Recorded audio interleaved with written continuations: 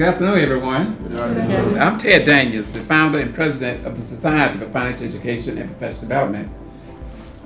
I started this organization back in 1998, but I actually started working with the HBCUs in 2001. And the whole idea was to infuse financial literacy training in the education of HBCU students, because we saw that more and more students were graduating from college, but they did not have the knowledge and skills to maximize the income generated from the degrees.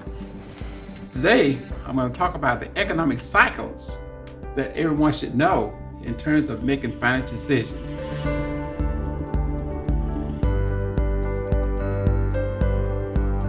I've always had this desire to help people.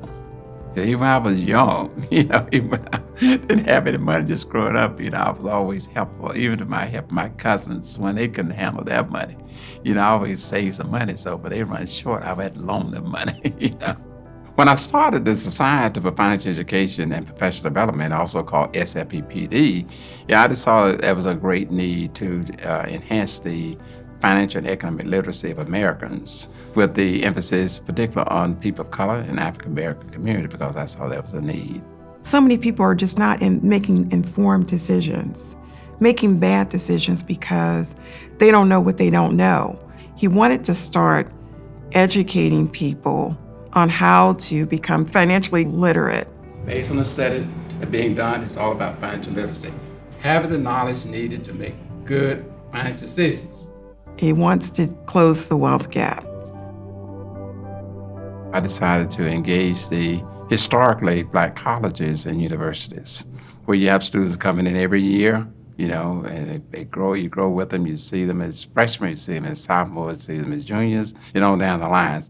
I met Ted, brought him in to talk to our students about financial literacy, and sat in on the session, and I was sold immediately. And when I started, I said, well, I'll probably just do 25 schools, and that'll be it.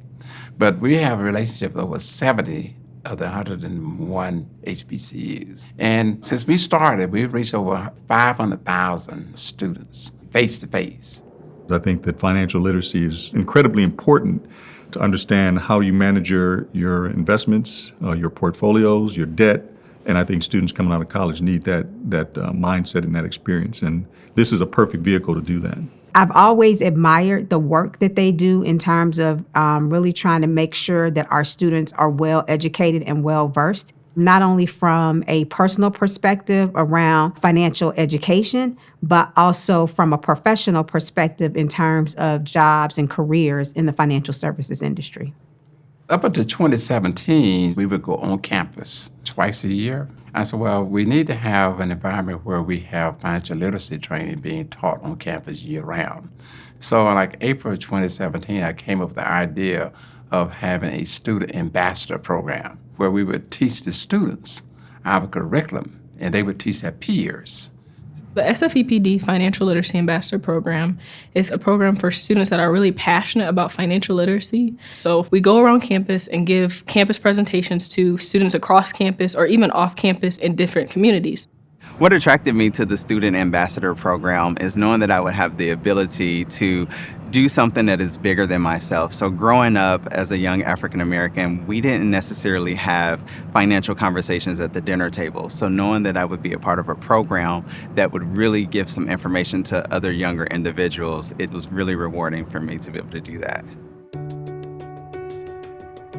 We also had to have somebody on campus who was going to oversee the student ambassadors. So we have an oversight professor who oversee the student ambassadors program on each campus. We also educate, our financial educators work with them too in terms of teaching them all the key components of personal money management.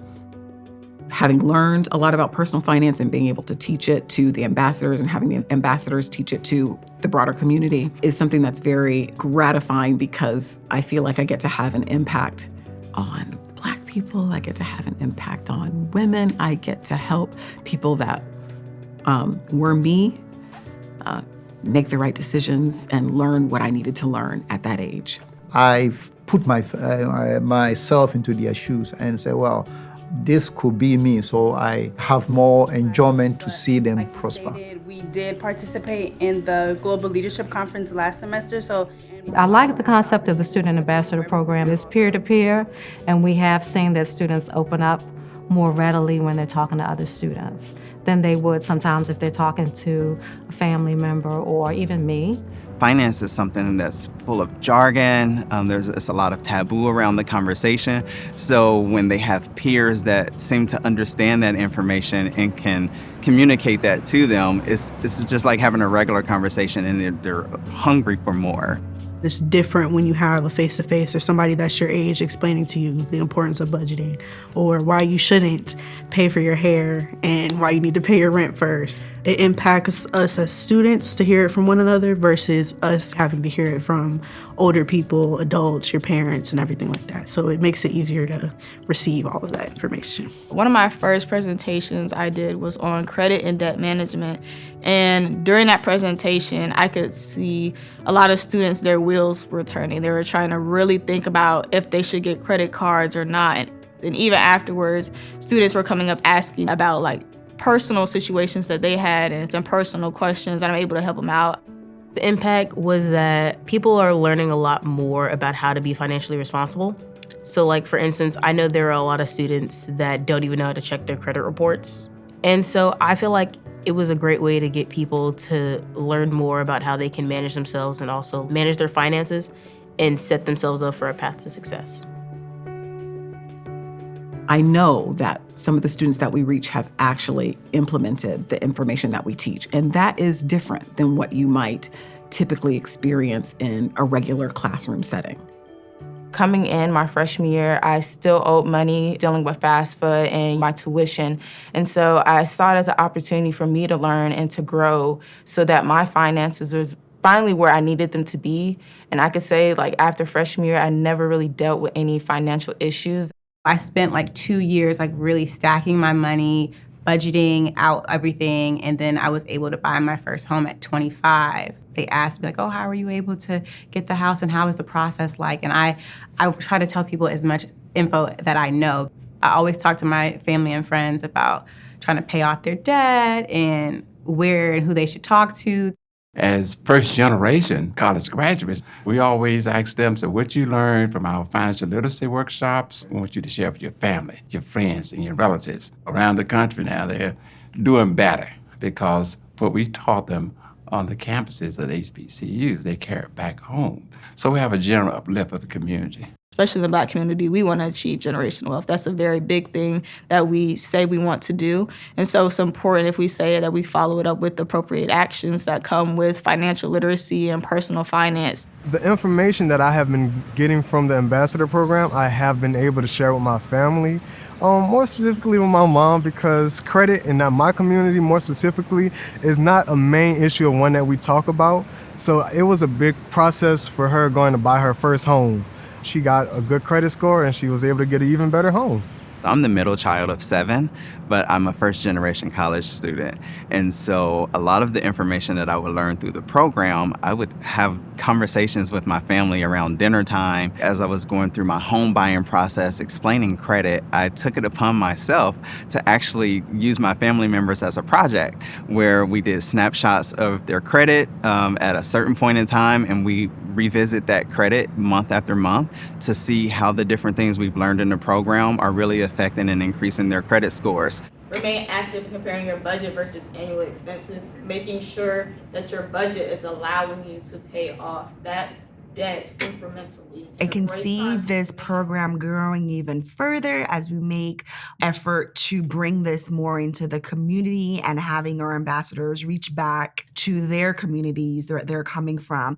And if we're really going to bridge the wealth gap, if we're really going to make any incremental changes, we have to change those who don't know to those who do know. I've always worked for my dad. As long as I can remember, I've worked for him. The lessons I learned from my father that I'm now passing along to my 2 girls, I'm just teaching them how to manage their money. And I've been teaching them since they were in elementary school. So it's great to see that they're listening to some of the things that were taught to me when I was younger. Mr. Daniels, he's a mover. He's like a changer, I think. He really inspired me. I'm very passionate about financial literacy. So in my future career, I hope to build my own, maybe I'm gonna be a Mr. Daniels myself. I hope to build something like this as well.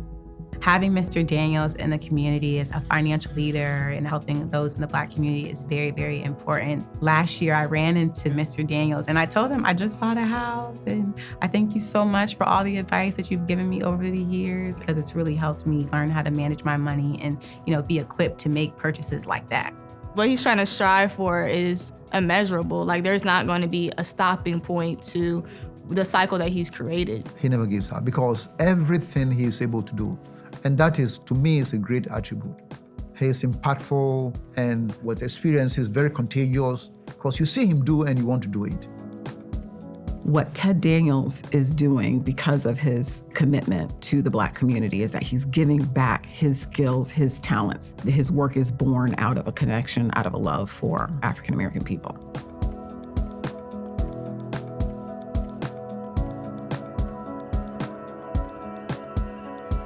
If you're going to start a business or organization, you need to know what the board is. And if you can satisfy that board. And I knew that we had a board of financial literacy in the community.